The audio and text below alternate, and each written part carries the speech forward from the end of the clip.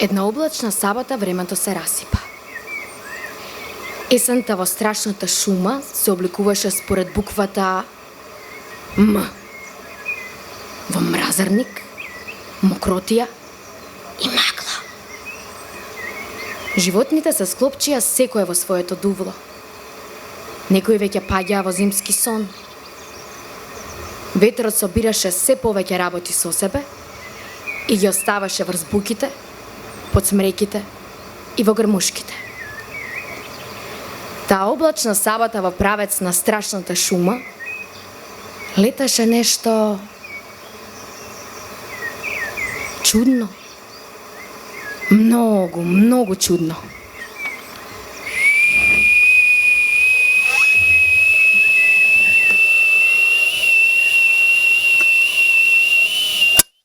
Бомба! Прошепоти врварицата погледнувајќи кон небото. Иде на кај нас! Отрча право кај бубот. Бомба! Вознемирено викаше. Што е тоа? Праша мечката што токму тогаш пиеше чај кај бубот. Бомба! Врварицата трескавично замавна со шепичката кон небото. Готово е крај! Збогум страшна шума! Бубот зачудено погледна угоре. Што би можело ова да биде? Птица не. Мудруваше мечката зјапајќи во небото. Жаба, глушец или крт исто така не. Чудно. Кимаше бубот. Ви велам дека е бомба, Зацвили врварицата. а денес бомбите имаат налудничави рамики. Те разнесуваат. Мене повеќе ме личи на круша. Рече мечката. На круша што на грбот носи еш. Ама, Се побуни бубот. Зар може крушите да се толку шарени, а ежовите толку слични на чајник? Бубот помогна мечката. Балоне. Мал сошиен балон со ламаринен чајник наместо корпа. балонот почна да слетува. Чукне на шумското тло. Ветрот го влечеше корењот што втрча од земјата. Колку лошо го трескаше. Во чајникот некој почна гласно да пцуе. Мечкот и бубата може јасно да слушат едно луто гласче кое вика: Ау, чао, ме боли! Проклет вето, запри ме веќе еднаш! Балонот се заплетка во трњето на капината и чајникот се заглави. Капакот се отвори со тресок. Од него се изјази мало суштество. намуртено. Ужасно налутено. Во летно фустанче со капче низ кое растеа некакви вилушкасти рокчиња. Лошутио невидена! Малечката со тупаница го искара ветрот што се лулаше во крошните. Имаше среќа што во чајникот бев јас, а не прабаба ми. Се обложувам дека неја немаше така да истрескаш. Ке те фатеше за опашка и ке ти ги одврзаше сите јазли. Малечката си го измазни фустанчето и си ги напипа рокчињата на главата. Токму тоа го стори со северецот, само да знаеш. И тоа само затоа што од лулето и беше издувал малку тутун. Слушна? Малку тутун. Бувот и мечката молкум го посматраа разлутеното суштество. Од оние грозовилите. Не се сеќавам точно, ама мислам дека се во спор со ветровите. Малечката извлече од чајникот еден златник и почна да копа дупка. Што ли прави? Го закопува златникот. Грозовилите велат дека цело време го преместуваат својот златник по шумата. Да одиме да ја поздравиме. Нема да остане. Грозовилите не можат долго да издржат без своите тетки и братучетки, сестри и прабаби. Бувот одлета, а мечката ги крена рамената и затупоти низ шумата. Грозовилата долго не можеше да се смири. Ќе видиш ти. Му се закануваше на ветрот. Плукаше налутено по земја и два пати брцна во чајникот. Запре, дури кога здогледа празна шуплина во буката и се изјази по стеблото. Овде ќе си уредам како што јас сакам. Си промрморе и го закачи врз зопчето за една гранка. Овде нема место за вас. Преминете на лесниците и ги извели сите надвор. И задоволно зачекори кон своите работи. Но, зад стеблото задува ветрот и го одвеа врзо под удолу кон корењата. Грозовилата беше лута како рис. Во близина се довлечка ежот. Кој ми сега крева таква врева? Денеска воопшто се немам исчешлано. Го зграбчи ежот и со него си ја не ежави косата. Ежот неколку мига молчеше, а потоа пламна. Не би ти штетело добро однесување, девојко. Еш сум, не сум четка за твоите спирали. Прабаба ми во фиоката има 17 живи ежови. За секој ден во месецот по еден. Знаеш дека ниту еден никогаш и се нема извинато? Ужасно се нељубезни. Ти благодарам што ќе можам секоја вечер да се исчешлам со тебе и затоа штом ќе се стемни ќе те замолам да дојдеш во мојата шуприна. И без доцење те молам. Ежот, речи си, остана без зборови. Некој вака да се однесува со возрастен еш. Нешто такво немаше доживеано досега во страшната шума. Размислуваше дали да ја испобоцка грозовилата или подобро да оди да му се пожали на бувот. Налутен, фати магла. Во борба! Ежот ти се развика во ухото на смрдулката. Шо тоа? Продзевајќи се, смрдулката ми журкаше кон ежот. Грозовилата! Веќе 3 дена собира јагоди и диви цреши. Може си прави мармаладче. Гледаш, истото тоа го рече и дождалецот. Ама на него кајле му е? Тој ќе си се влезе во земјата, а ние? Не знам што пак ситничариш. Нормално дека не знаеш. Кога во оваа шума на никого за ништо не му е гајле. Сите се грижне само за својот мал газ. Ти велам, драга смрдулке, дека веќе цела седмица бере мечкини круши и мачки на трева.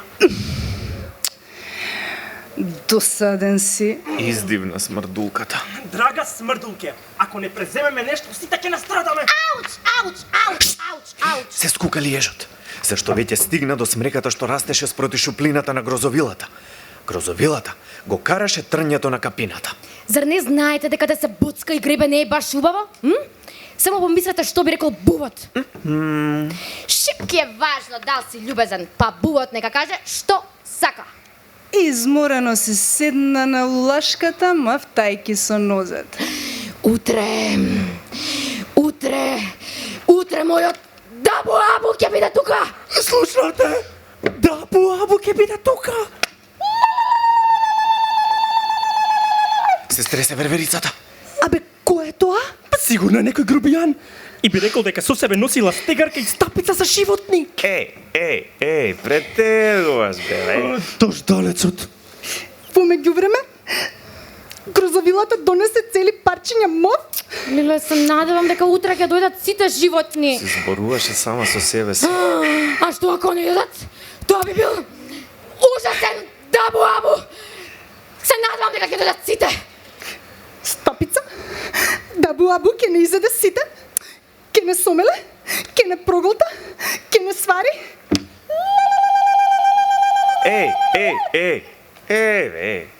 Жупа, Па сите знаеме дека грозовилата знае да биде понекогаш за никаде, ама овие твои обвинувања отидаа предалеку,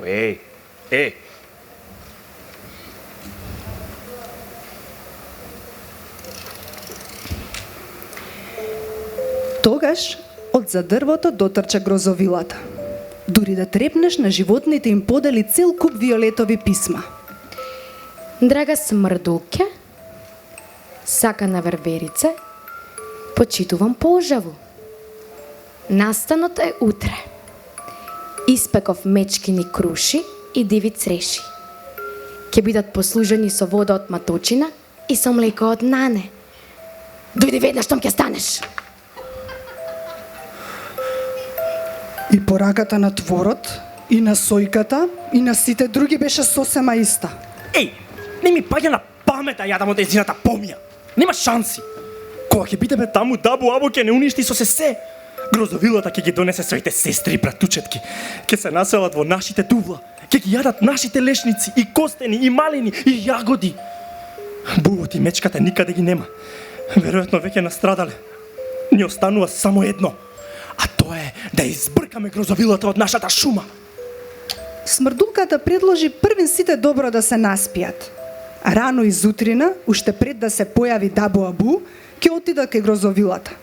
Сите освен ежот се согласија. Ноќта беше немирна. Полна со кошмарни соништа. Грозовило, Рано изутрината извика ежот. вака стојат работите. Вака стојат работите. Ти посакуваме се најубаво за твојот Дабу Абу. Извика бувот, појавувајќи се со голем подарок. Што? Како тоа?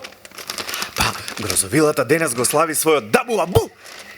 Грозовилата дотрча кон подарокот и возбудено почна да ја кине жолтата украсна хартија. Сакаш да кажеш некој вид роден ден? Денот кога малечките грозовили го закупуваат својот прв златник. Од тој ден го слават на секои 77 седмици и добиваат подароци. Ежу, зар ти не ја доби пораката? Ја закачивме врз вратата на твојата дупка. И во неја се ти објаснивме. И те замоливме да им пренесеш и на другите. Ама, можеби, не сум бил дома? Волнени топлинки. Што? Нема торта? Не, нема торта. Дабу Абу не се слави со торта. Туку со надпревар во раскажување на најстрашни приказни. Прв наред беше бувот. Потоа офна вреверицата и ја снема дома. Ужаснат го снема и дождалецот. Мајде страшни приказни глупости, па дај да ми. Беше еден од оние учени дождалци што предпочитаат поезија. А наскоро, дури и на најхрабрите почна да им снемува храброст. Останаа само уште ежот, смрдулката и грозовилата.